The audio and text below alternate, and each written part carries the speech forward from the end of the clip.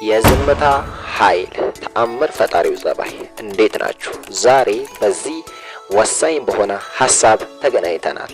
በዛሬው ሐሳባችን ላይ ይሄንን ሐሳብ ላጋራችሁ መጥቻለሁ።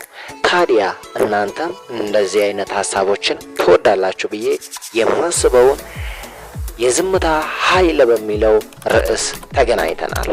ቤተሰቦች ዛሬ በዚህ ርዕስ ላይ አብረን እናወራለን። ታዲያ ዝምታ ማለት ብዙ ሰው ዝምታን ይፈራል፣ ግን በተንጫጫው ዓለማችን ላይ ስክን ብሎ ማሰብ በዝምታ መቆየትን ይፈልጋል። ታዲያ እንዴት አድርገን ነው ይህንን ዝምታችንን መያዝ የምንችለው የሚለውን ነገር አብረን እናወራለን። ታዲያ ይሄንን ዝምታችንን እንዴት አድርገን እንደምናሳድግና ጸባያችን እንደምናደርግም አብረን እናወራለን። እናንተ የሚጠበቅባችሁ እስከ መጨረሻው አብራችሁን መቆየት ብቻ ነው። አብራችሁን ቆዩ እያልኳችሁ ልብ ብላችሁት ከሆነ ቻናሉን ሰብስክራይብ አላደረጋችሁም፣ እንዲሁም ላይክ ቪዲዮን እያደረጋችሁ አብራችሁን ቆዩ። ሰብስክራይብ ስታደርጉ የደውል ምልክቷንም መጫን አትርሱ፣ ምክንያቱም አዳዲስ ቪዲዮ ስንለቅ ማሳወቂያ ስለሚደርሳችሁ ማለት ነው። ታዲያ ዛሬ የዝምታ ኃይል በሚለው ርዕሳችን ላይ አብረን የምናወራ ይሆናል። አብራችሁን ቆዩ። የመጀመሪያው የማስታወስ እንዲሁም የማሰብ አቅምህ ያድጋል። ይህ ማለት ምን ማለት ነው ካልከኝ በ2013 ዓመተ ምህረት በተጠናው ጥናት ላይ ለ2 ሰዓት ከቀኑ በዝምታ የሚያሳልፉ ሰዎች በህይወታቸው ላይ ትልቅ ስኬት ማሳካት እንደሚችሉ ተነግሯል። ይህ ማለት ምን መሰለህ? አሁን በአጭር ምሳሌ ላስረዳ። አንተ ከቀኑ ብቻ በ30 ወይም ብቻ አደግ ላደርገውና በ45 ደቂቃ ውስጥ የምታሳልፈው የዝምታ ጊዜ አለ ልልህ ከቻልኩ ይህንን የዝምታ ኤክስፒሪየንስ በቀን ውስጥ የ45 ደቂቃ የዝምታ ጊዜ ታሳልፋለህ ከሆነ ለምሳሌ ማለት ነው 10 ደቂቃውን ዝምታ ማለት በነገራችን ላይ ዝም ብሎ ቆም ብሎ መቀመጥ ሳይሆን ምንም አለማሰብ ምንም አለመነጋገር ማለት አይደለም። ዝምታ ማለት እንደዛ ሳይሆን ዝምታ የሚጠቅሙንን ነገር በማሰብና እንዲሁም በዚህ በመሰጣችሁ ምሳሌ በትክክሉ ይገባችኋል ብዬ አስባለሁ። ታዲያ በዚህ በ45 ደቂቃ ውስጥ የምታደርገው ነገር ምንድነው ካልከኝ የመጀመሪያውን 10 ደቂቃ ብቻ የ10 ደቂቃ ሳይሆን በ15 ደቂቃ ውስጥ የመጀመሪያውን 15 ደቂቃ ወደ ፊትህ የምታደርገው የጎል ሲቲንግ ወይም ደግሞ የረጅም ጊዜ የሎንግ ተርም ጎልህን ትጽፋለህ። እንዲሁም አላማህን ማለት ነው። አላማህን ትጽፈዋለህ።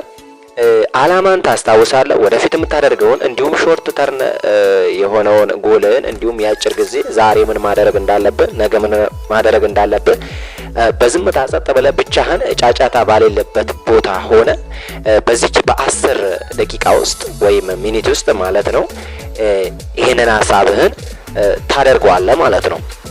የቀረውን ደግሞ 35 ደቂቃውን ደግሞ 25 ደቂቃ ደግሞ የሚጠቅሙ ወይም እምነታዊ መንፈሳዊ የሆኑ ብቻ ሰከን ማለት የሚረዱ መጽሐፍቶችን እያነበብክ ልትቆይ ትችላለህ ማለት ነው ለ25 ደቂቃ ማለት ነው። እነኚህ መጽሐፍቶች ስታነብ እንዲሁም በተለይ መንፈሳዊ መጽሐፍቶች ቢሆኑ ይመረጣሉ ማለት ነው። እነኚህን እያነበብክ ትቆያለህ። ያ25 ደቂቃው እንዳለቀ ቀጥታ የሚቀረን 10 ደቂቃ ደግሞ ብቻ ከራስህ ጋር ታወራለህ። ጸጥ ትልና ብቻ በተረጋጋ መንፈስ ውስጥህን ታዳምጠዋለህ። እንዲሁም ትንፋሽህ ገብቶ የሚወጣውን የምታወጣውን ካርቦን ዳይኦክሳይድ እና የምታስገባውን ኦክሲጅን እያዳመጥክ እንዲሁም የልብ ምትህን እያዳመጥክ እንዲሁም ውስጥህ የሚንቀሳቀሱ ሴሎችን በሙሉ እያዳመጥክ ሐሳብህን ከዛና ከዛ ካለበት ቦታ ተሰበስበዋለህ ማለት ነው። ምን አደረግ? እቺ 40 ደቂቃ በ24 ሰዓት ውስጥ ላንተ ወሳኝ ሰዓትና ወርቃማ ሰዓት ነች። እቺን ጊዜ ተጠቀማት። እንዴት ካልከኝ ብቻ አንተ በዚህች በ45 ደቂቃ ውስጥ ማለት ነው ብዙ ነገር አደረክ። ለምሳሌ አላማህን አስታወስክበት፣ ያለፈውን ጊዜም አላማህን አስታወስክ፣ እንዲሁም ለወደፊት የምታደርገውን ማስታወስክበት፣ ዛሬ ማድረግ ያለብህንም ነገር ጻፍከው ማለት ነው። እንዲሁም ደግሞ የሚጠቅሙ መጽሐፍቶችን አነበብክበት፣ እንዲሁም ደግሞ ከራስህ ጋር ተግባብተህ አወራበት፣ ራስህን እንድታስታውስ አደረገህ ማለት ነው። ወደ ሁለተኛው እንለፍ። ሁለተኛው ከጭንቀት ያሳርፋል። ዝምታ በነገራችን ላይ ከጭንቀት በጣም ነው የሚያሳርፈው። እንዴት ካላችሁኝ ብዙ ጊዜ ዝም የሚሉ ሰዎች አሁን አንተ በመሯሯጥ ዓለም ላይ ከሆንክ ለምሳሌ ማለት ነው በቃ የምትሯሯጥ ከሆነ አልፎም ብቻ ብዙ የውጣ ወረድ የህይወት ውጣ ወረዶች አሉ። ለምሳሌ ቤት ስትገባ ኃላፊነት አለብህ፣ ስልክ ይደወላል፣ በቃ ስልክ ማርፍም በቃ ሀሳብ ያስጨንቃል፣ የቤተሰብ ነገር ብዙ ነገሮች አንተን ሊያስጨንቁህ ይችላሉ።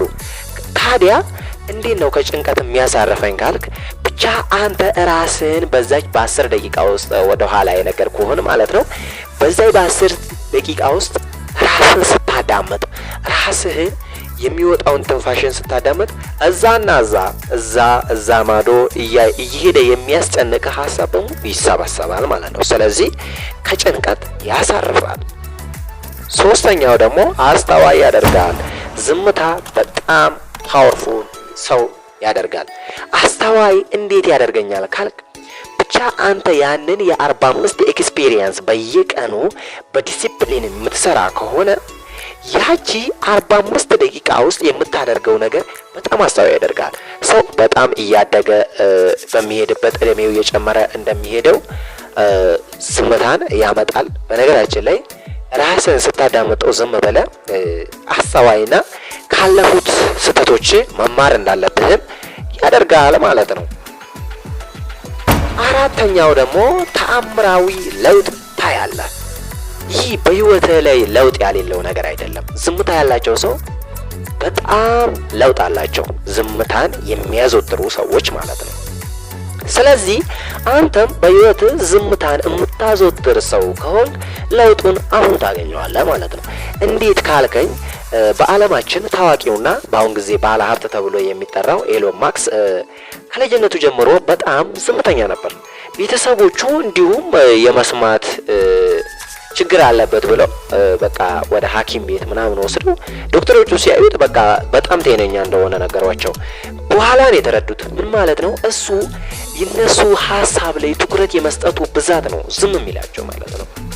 አያችሁ ይሄ ሰው እንግዲህ አሁን ተአምራዊ ለውጥን አይቶበታል ማለት ነው። ስለዚህ እኛ በዝምታችን ጊዜ ዝም ብለን የምናስብ ሰው ከሆነን እንዲሁም በዝምታ አስበንበት ለምሳሌ አሁን አንዳንድ ሰው እስኪ የሆነ ጥያቄ ጠይቃችሁት እስኪ መልስልኝ፣ ታዲያ መልስልኝ ለመቼ ነው ስትሉት ቆይ ተኝቼ ላስብበት ይላል። ምን ማለቱ ነው? ዝም ብሎ ሐሳቡን እያለዋወጠ ከራሱ ጋር ማሰብ ያስፈልጋል። ይህ ደግሞ ተአምራዊ ለውጥ ታይበታል ማለት ነው። አምስተኛውና የመጨረሻው ደግሞ ደስታህን ይጨምረዋል።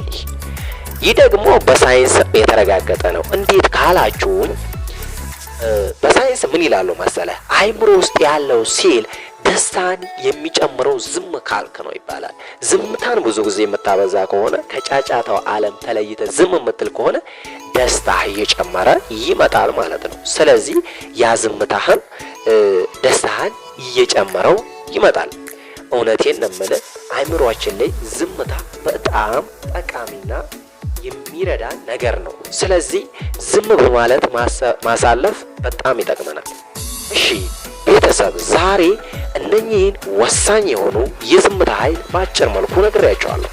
እንዲሁም እንደዚህ አይነት ቆንጆ ትምህርቶችን በዚህ ቤት ይዤ ስለምመጣ ልዩ ኢንስፓየር ሰብስክራይብ እንዲሁም ላይክ እያደረጋችሁ አብራችሁን ስለቆያችሁ በጣም አርግጬ አመሰግናለሁ። እንዲሁም ከነኚህ 5 የዝምታ ኃይሎች ውስጥ የቱ እንደተመቻችሁ ኮሜንት ላይ አድርጉት። እኔም አንብቤው ደስ ይለኛል። በቃ በቀጣይ ሐሳብ ብቻ እስከምመጣ ድረስ መልካም ጊዜ ወዳጅ።